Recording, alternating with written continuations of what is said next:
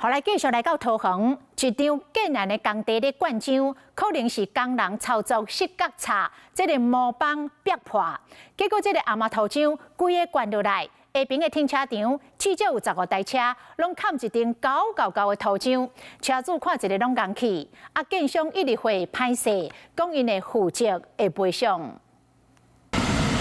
规排车白闪闪，不过不是考察，是拢红砍红门头，顶管阁有山甲石头，车主是看甲硬气。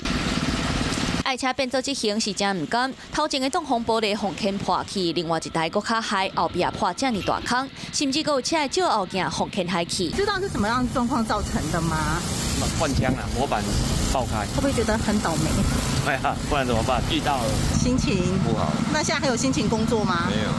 那现在怎么办？怎么处理？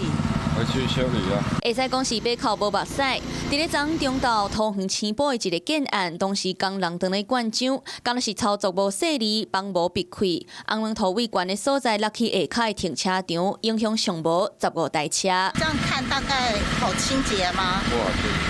怎么说？水泥干掉了。请保险公司就负责有该汽车美容的汽车美容啊，该送去钣金厂的，然后请那个保险公司的专员去评估啊。就算用高压的水来冲，红门头嘛是黏条条，车顶是红门头，车骹是土水，车主的心情嘛是土。一直会歹势，先落修复。桃园市建管处接到通报，就依法采取，嘛派员勘查，要求改善赔偿，嘛会检查敢有违规。